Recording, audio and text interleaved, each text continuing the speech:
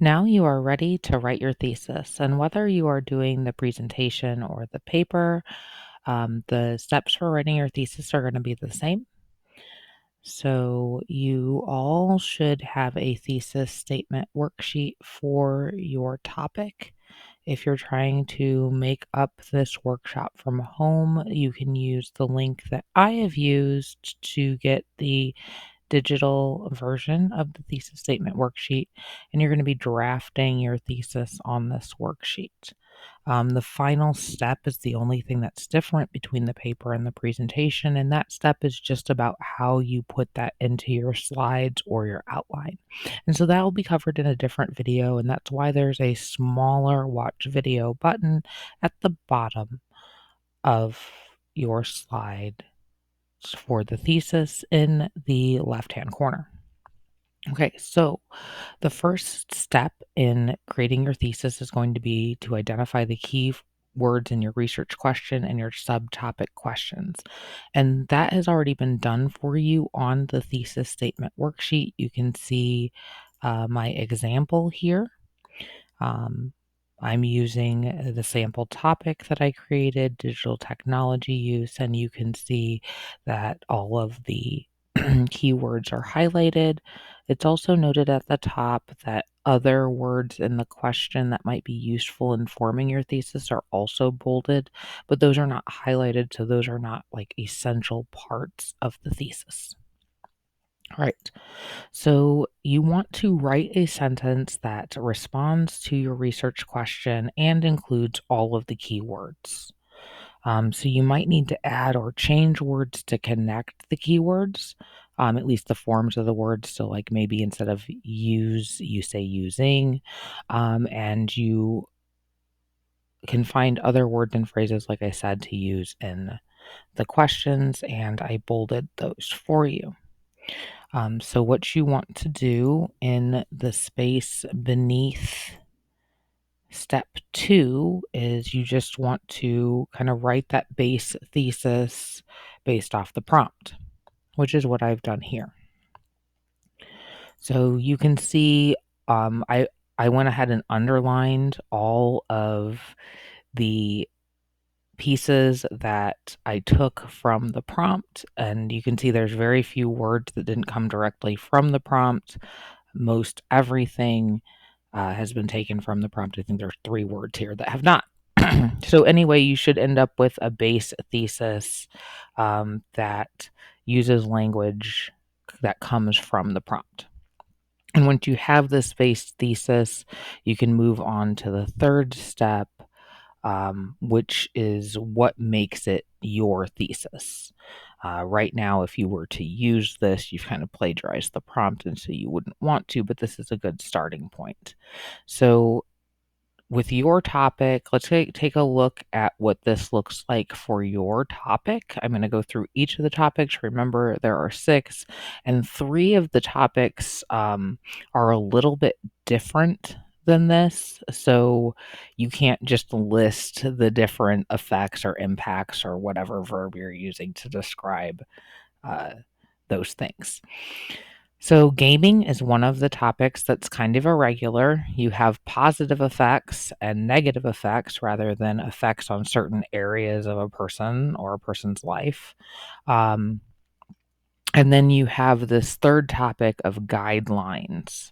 The whole purpose behind looking at the guidelines in this topic and other topics that talk about guidelines is that the guidelines help you to minimize or limit those negative effects of whatever it is that you're talking about. And that is really how you are doing the activity, whether it be napping or gaming. How you're going about doing that makes a big difference on the type of effect that it has. So you can't really talk about the impact on teens of these things if you don't talk about those guidelines and kind of what determines the overall impact. So with those things, you're going to kind of have a different sort of construction. It's not going to be this topic has these effects. Instead, we have the topic regularly playing video games affects teens positively if they follow guidelines to limit the negative effects. So all of the things are worked in there, but it also reflects the idea that the guidelines are tied to um, following guidelines is tied to the number of negative effects that you'll have. That negative effects are conditional.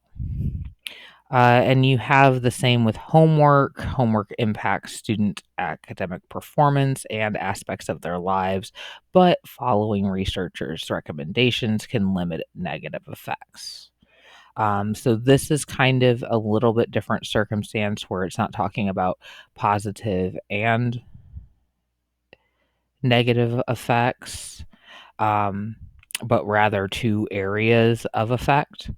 And so those areas are listed with an and in between them, and then you have the note about the recommendations. The key with the recommendations is when you're working that word into your thesis, you also kind of have to work in the why of that. And that's where the limiting negative effects comes in. All right. So another topic was music.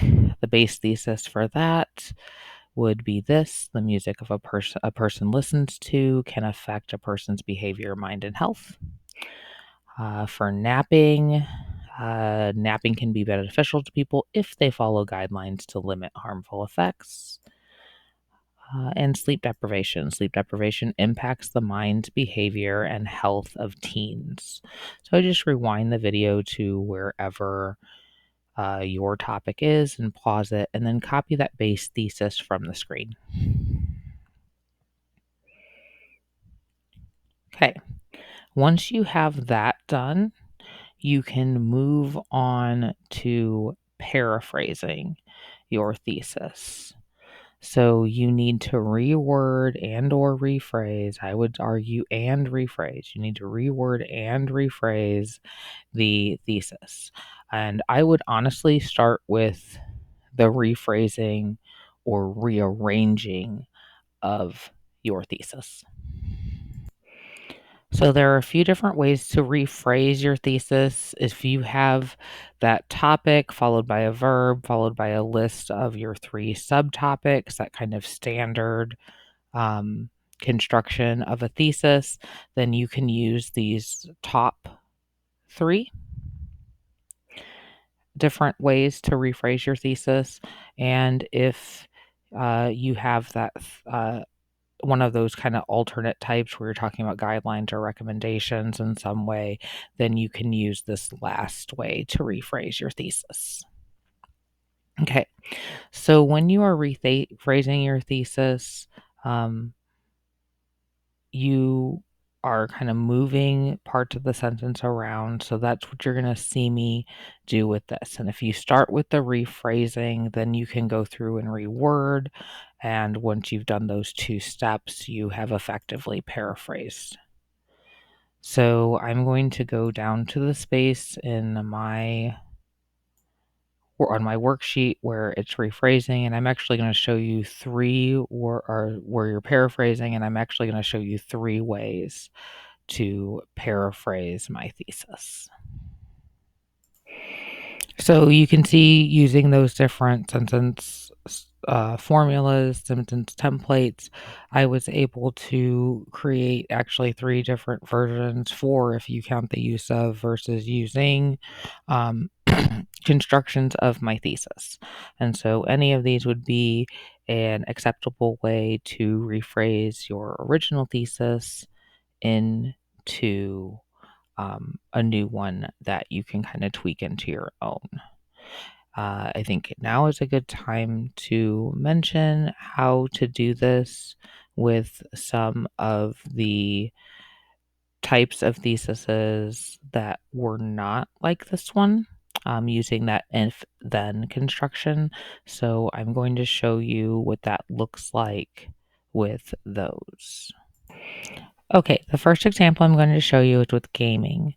So I used the if then construction and then the if it construction for the thesis, and you get something like if teens follow guidelines, then regularly playing video games affects them positively and negative effects are limited. You'd have something similar if you were doing napping.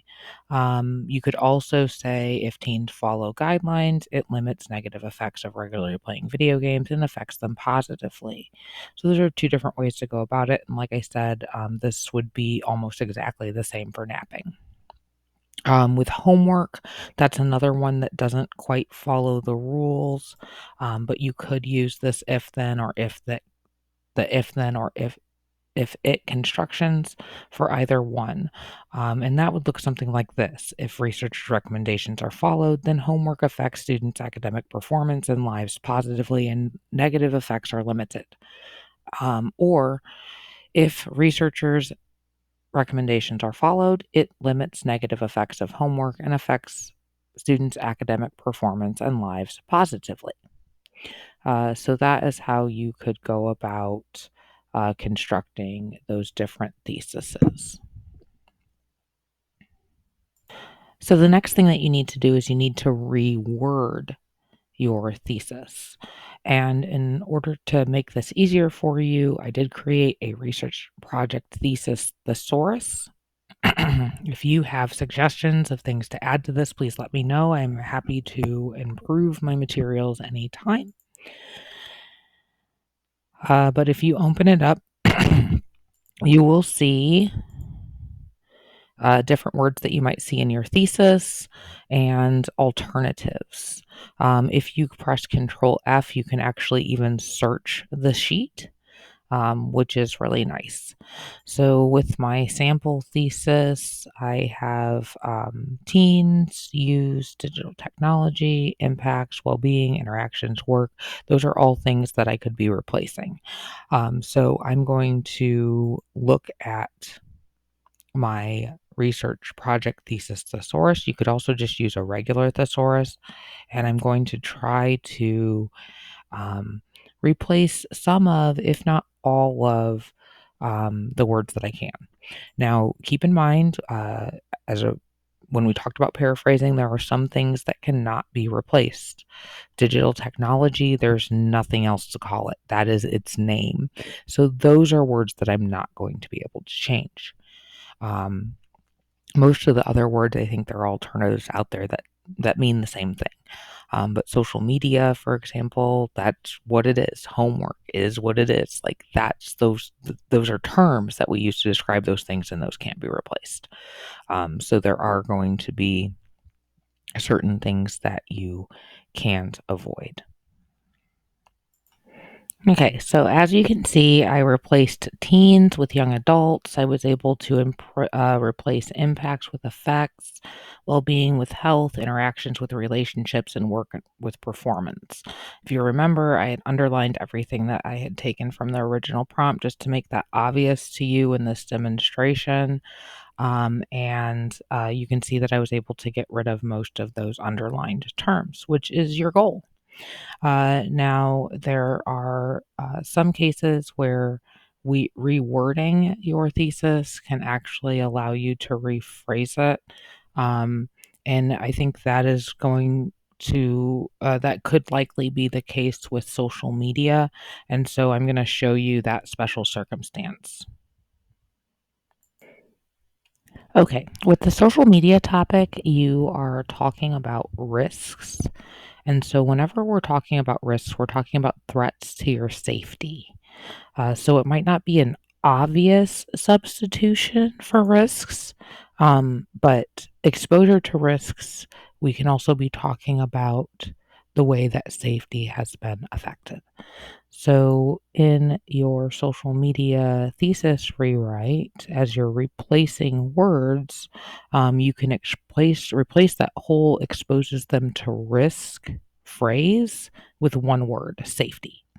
And then you then get the kind of regular construction. You get the um, one that you can kind of use with almost anything, and it's a lot easier to move things around with not having that phrase to work with. That's kind of clunky, especially when everything else is one word. So you can see here that I've replaced safe exposure to risk with safety. And so then it ends up reading something like when teens use social media, it affects their behavior, health, and safety. So that's a much more concise thesis. Obviously, if you're working with social media, you need to replace many other words besides just that, but that will get you started. All right, so that concludes how to write your thesis. You're going to want to turn in your thesis statement worksheet so that you can get feedback on your thesis before you go to the final step, which is adding it to your slides or your paper outline.